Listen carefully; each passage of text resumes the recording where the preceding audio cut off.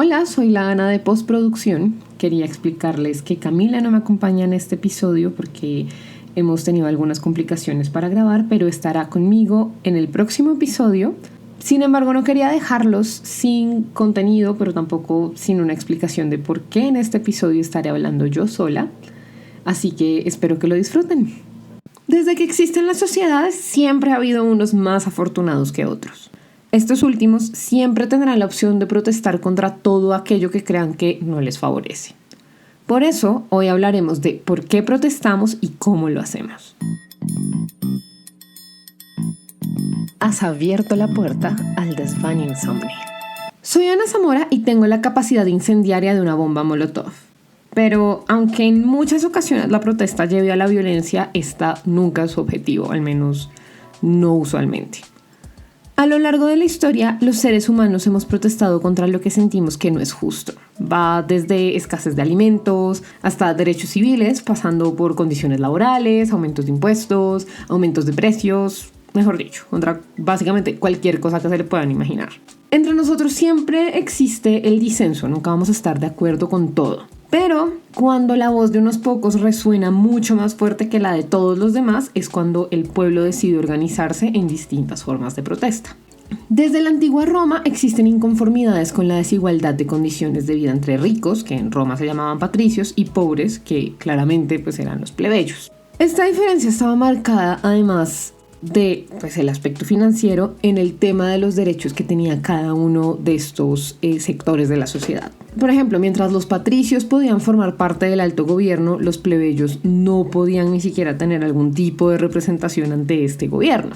Y a raíz de este descontento surge algo que se conoce como secessio plebis, que básicamente significa secesión o separación de los plebeyos, y es entendida como una forma primitiva de la huelga en Occidente. Básicamente consistía en que los plebeyos abandonaban Roma, privando a los patricios de servicios y recursos que ellos necesitaban. Bueno, ¿y para qué hacían esto? Básicamente para que se dieran a cierto tipo de demandas o de exigencias que tenían en relación a su situación en la sociedad romana.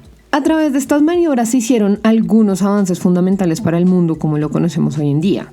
Sin embargo, las huelgas son algo que realmente le debemos a los egipcios. La primera manifestación de este tipo registrada en la historia data más o menos de 1160 a.C., 600 años que está secessio plebis romana, y básicamente buscaba afectar no solamente al gobierno, sino también a los industriales y a los empresarios, digamos, entendidos del antiguo Egipto. Y vale, listo, todo esto es muy interesante, pero ¿en qué consiste una huelga realmente? Básicamente es una protesta en la que sus participantes no realizan sus actividades comunes, es decir, como trabajar o estudiar, con el fin de perjudicar a alguien que consideran que está cometiendo alguna injusticia contra el colectivo que convoca la huelga. La que más se conoce es la huelga laboral, que está bastante extendida entre los grupos sindicalistas, quienes la suelen convocar con el fin de obtener mejores condiciones laborales para los trabajadores. No en vano es con la revolución industrial con la que se generaliza esta modalidad de protesta, más que todo porque en esta era muy común que la gente trabajara en unas condiciones poco salubres, es decir, como que había mucha contaminación y todo en las fábricas, mucha contaminación y malas condiciones higiénicas en general. Y dos, eran turnos que hoy en día nos parecerían absurdos de 14 horas, bueno, aunque hay médicos que trabajan ese número de horas, ¿no? Y hasta más, que eso también habría que evaluarlo, pero básicamente ese fue como el origen de la difusión y de la generalización de este tipo de protesta. Y aunque digamos que esta huelga laboral es la más popular, existen otras como por ejemplo la huelga de hambre, que a través de la no violencia busca poner sobre la mesa discusiones sobre todo con asuntos relacionados a derechos humanos y derechos civiles. Y a pesar de que en principio la huelga es una modalidad de protesta pacífica, muchas veces puede generar algún tipo de resistencia por parte del afectado, lo cual puede generar que se den casos de vandalismo, que se den algunos casos de violencia contra los manifestantes. Entonces, aunque en principio toda protesta es pacífica, cuando ya existe una resistencia armada por parte de la persona que es interpelada, pues ya hay un tema un poco más delicado, y en parte yo siento que esa reacción violenta que tiene la persona interpelada no es sino una expresión del miedo y de reconocimiento de que los otros tienen la razón y de legitimación de las acciones sociales colectivas. Muchas veces estas huelgas buscan tener un apoyo de otros sectores de la comunidad. Por ejemplo, si hay una huelga de transportadores, estos transportadores buscarán apoyo de otros sectores industriales. O por ejemplo, las huelgas de maestros buscarán apoyo de, por ejemplo, si son maestros universitarios, buscarán el apoyo de maestros de colegios o este tipo de cosas, gremios relacionados en todo caso y que estén pasando por situaciones similares. Y esto es algo que no se logra así como así, sino que los organizadores de la huelga se ponen en marcha para visualizar su causa, para hacerla visible ante el público, exhibiendo un pliego de peticiones en algún tipo de plantón o algo por el estilo, usualmente frente a algún edificio de gobierno relacionado que pueda hacer algo respecto a sus demandas. Y esta actividad es algo que se conoce como piquete. Digamos que en los últimos años es algo que ha perdido mucha fuerza porque pues con las redes sociales es mucho más fácil conseguir un apoyo, no es necesario irte a parar frente al Palacio Presidencial o frente a las instalaciones del Congreso para hacerte oír y para que la gente sepa tú qué estás pidiendo, sino que basta con tener un post en línea y ya está. Entonces digamos que este es un refuerzo de la huelga que está tendiendo a desaparecer por las nuevas tecnologías. Y es que a través de las huelgas se han conseguido cosas que hoy en día nos parecen básicas, como la jornada laboral de 8 horas, mejores salarios y en algunos casos incluso temas de cubrimientos de servicios médicos. Claro que, digamos, eso es algo que todavía hoy es un poco deficiente en muchos países, particularmente en Colombia, que es desde donde les hablo. La legislación laboral no es muy sólida en ese sentido. Y a pesar, digamos, de que los avances no han sido universales, también las huelgas han costado mucho en lo que se refiere a vidas, a número de vidas perdidas. Tal vez uno de los ejemplos que más resuene en mi país sea el de la huelga de los trabajadores de la United Fruit Company en 1928, que es más conocido como la masacre de las bananeras. En este caso, los trabajadores estaban hospedados en los alrededores de las plantaciones de banano, en cabañas donde dormían en hamacas, a veces hasta 6 en una sola habitación, donde tenían las hamacas colgadas unas encima de otras, y no tenían servicio ni de agua potable. Que digamos que si bien eso era algo relativamente común para la época, pues la gente esperaba vivir un poco mejor en instalaciones que les ponía una gente que venía del exterior. Entonces, estos trabajadores se organizaron para exigir una serie de cosas como, por ejemplo, seguro colectivo obligatorio, reparación por accidentes de trabajo, unas cabañas o un hospedaje un poco más higiénico, descanso dominical, aumentos de salarios, un pago semanal en lugar de mensual que les permitiera una mayor flexibilidad en sus gastos y una mejora del sistema contractual. Es decir, en esa época ya se estaba empezando a utilizar este tema de la contratación por terceros, donde tú trabajas para una compañía, pero esa compañía, aunque en teoría es la que te paga, pues tú no estás trabajando directamente con esa compañía, sino con otra que pues te maneja de alguna forma. Entonces, ese tipo de cosas ya se estaban dando en ese momento y eso no le ofrece a un trabajador las garantías que necesita para, digamos, una estabilidad laboral seria. Y otra, digamos, que era muy importante, sobre todo porque tenían muchos accidentes, porque ellos cortaban en el cultivo de banano, cortaban con machete, pues digamos que había muchos accidentes. Entonces, digamos que otra cosa que estaban pidiendo ellos era un mejor servicio hospitalario en las inmediaciones de la plantación.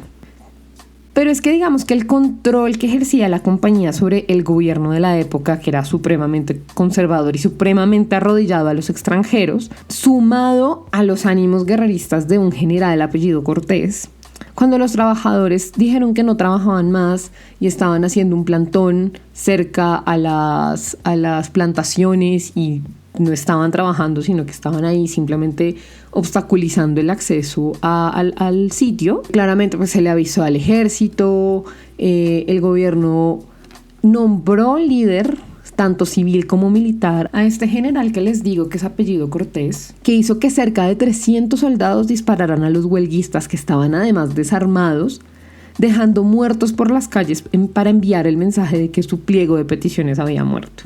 Aún hoy, casi 100 años después de que esto sucediera, no existe un consenso real de cuántos trabajadores fueron asesinados en las bananeras. Hay fuentes que dicen que 9, hay fuentes que dicen que 200, hay fuentes que dicen que 1800.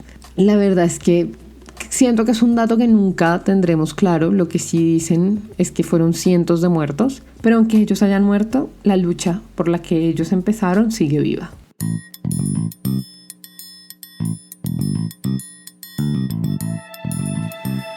Coincidiendo con la aparición de la mercantilización en Europa, o sea, más o menos tipo siglo XV, surge también un nuevo tipo de protesta que se conoce como el motín del pan o el motín de subsistencias.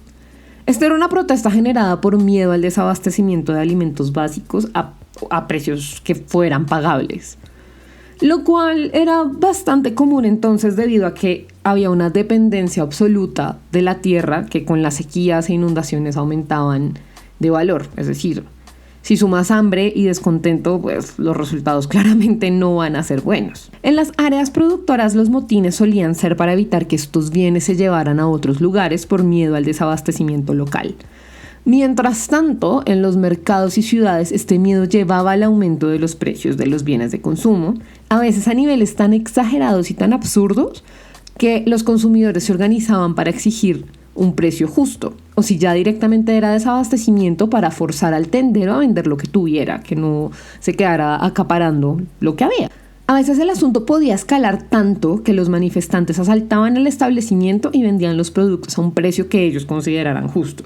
Este es tal vez el primer modo de protesta que legitima los saqueos. Sin embargo, es necesario aclarar que si este no está relacionado con las reivindicaciones de la protesta, lo único que hace es quitarle su poder de convencimiento y afectar a gente que ni siquiera tiene el poder de cambiar las cosas y muchas veces ni siquiera está relacionada con el problema. Sin embargo, no todas las formas de manifestación implican una confrontación o performance en el espacio público. Una de las que más ha afectado a las empresas es el boicot. Negarse a comprar, vender o mantener algún tipo de relación comercial con una empresa o incluso con un país debido a las implicaciones que tienen sus operaciones, es decir, explotación, tráfico de personas, evasión de impuestos, contaminación ambiental, son unas de las causas como más comunes que existen para convocar un boicot contra alguien. La idea es perjudicar la economía empresarial o nacional hasta tal punto que se ceda a las demandas propuestas relacionadas con las problemáticas que les mencioné ahorita. Hace poco hubo un caso de boicot célebre a la compañía Subway porque se descubrieron acusaciones de abuso sexual contra menores de edad por parte de su vocero en Estados Unidos, Jared Fogle, y el boicot fue tan grande que el tipo tuvo que renunciar y pues ya hay otro vocero y todo. El boicot es tal vez una de las formas que tenemos los seres humanos para demostrarle, sobre todo a las grandes corporaciones que tienen el poder suficiente para comprar gobiernos y para manejarlos a su antojo, que realmente la fuerza la tenemos nosotros, los consumidores. El boicot ha tomado mucha fuerza, particularmente en la era de Internet, contra grupos empresariales, porque al tener esta hiperconectividad podemos conocer mucho más profundamente las injusticias que se generan en cualquier parte del mundo, teniendo la opción siempre de actuar en consecuencia. La clave de este tipo de protestas es la voluntad de sacrificio a corto plazo de muchas personas inconformes. Uno de los más exitosos ever fue el boicot a las mercancías inglesas impulsado por Mahatma Gandhi, que contribuyó a la independencia de India del Imperio Británico a principios del siglo XX. Rosa Parks, por ejemplo, boicoteó el sistema de segregación racial en el transporte público, negándose a cederle su asiento a una persona blanca, abriendo la puerta para el movimiento de los derechos civiles en Estados Unidos. Algo similar habían hecho unos años antes en Sudáfrica como protesta contra los elevados precios del transporte público. Durante 6 meses, 60,000 personas se rehusaron a usar el servicio de bus de la ciudad del Cabo. Y hablando de Sudáfrica, este país fue el blanco de un boicot como consecuencia de su política de apartheid, liderado por Estados Unidos, curiosamente el boicot. Pero bueno, en fin, la hipocresía. Los gringos hablando de racismo, ¿no?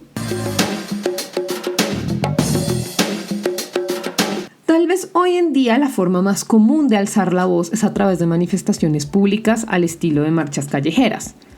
Pero este es el tipo de protesta que es más susceptible de cambiar o combinarse con algún otro. Una manifestación puede convertirse en un encierro o toma si la idea es invadir algún espacio para reclamar algún derecho relacionado con él. Si se generan focos de violencia, sea del lado que sea, puede convertirse en un disturbio, es decir, una especie como de guerra en el espacio urbano. Desafortunadamente, la violencia suele deslegitimar los motivos de la protesta y muchas personas terminan siendo encarceladas, casi nunca las del lado estatal porque, aunque sean ellos quienes usualmente portan las armas, ¿no?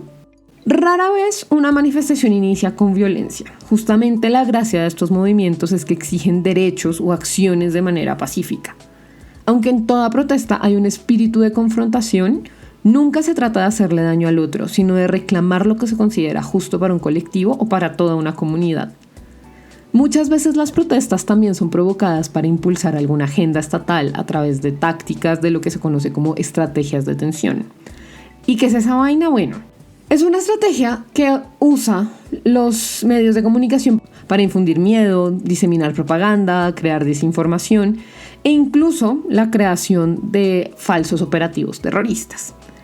Esta estrategia de comunicaciones que llevan a cabo algunos gobiernos, particularmente los autoritarios, sumado a las estrategias de redes sociales que nos encierran en burbujas de información, no hacen sino aumentar la polarización social y, por supuesto, reforzar esta narrativa de si no estás conmigo, estás contra mí. Siento que es algo que se ve mucho, sobre todo en países donde los medios cambian de línea editorial según el gobierno de turno, o cuando, por ejemplo, ciertas figuras prominentes de la política nacional están metidas en problemas legales. Entonces no falta la difusión mediática de que tal vez sea un montaje para hacer creer que la tal persona es culpable de tal crimen o que es corrupta o lo que sea. Y esto es algo que es muy perceptible en redes sociales, particularmente durante épocas electorales, en las que los ánimos están súper sensibles y cada quien está dispuesto a dejarse lapidar por su candidato, no importa el extremo que sea. Muchas veces estas estrategias de tensión también se inventan problemas que no existen o que no son lo que parecen para motivar a la gente a salir a las calles para protestar por algo y pedirle al gobierno algo. Es algo que hacen mucho algunos sectores de oposición en ciertos países o incluso algunos sectores de gobierno que se inventan problemáticas para tapar unas con otras, como una cortina de humo.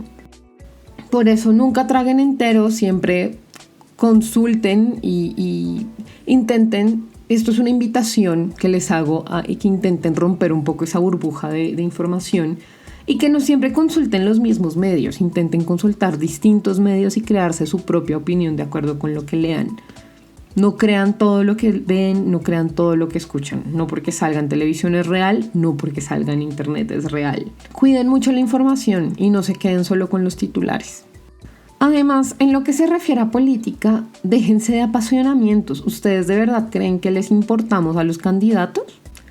Lo único que les importa es tu voto. No les importa si tienes un trabajo digno, si tienes acceso a la salud, si tienes acceso a internet o a luz eléctrica, si se respetan tus derechos o si te mató un policía. Realmente no les importamos. Así que no les crean ciegamente.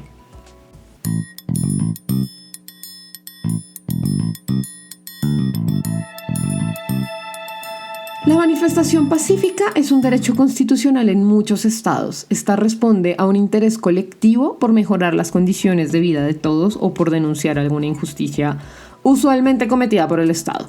Ha sido la base de muchos movimientos civiles como el feminismo, el colectivo LGTBIQ+, el movimiento obrero y el ambientalista, entre muchísimos otros. Una manifestación siempre busca transgredir el statu quo a partir de uno de los valores democráticos más importantes, el disenso. La sociedad nunca estará 100% de acuerdo en todo.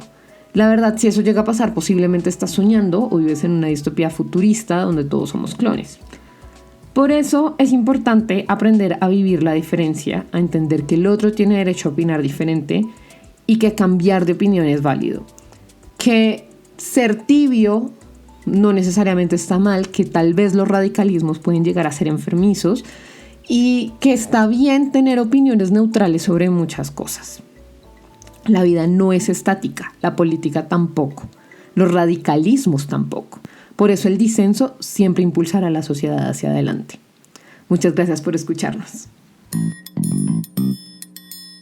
Si te gustó este episodio, compártelo con tus amigos para ayudarnos a seguir creciendo. Para estar al tanto de cada uno de nuestros nuevos lanzamientos o contarnos de qué temas te gustaría que habláramos, búscanos en Twitter, Facebook e Instagram como Desván Insomne. Adiós.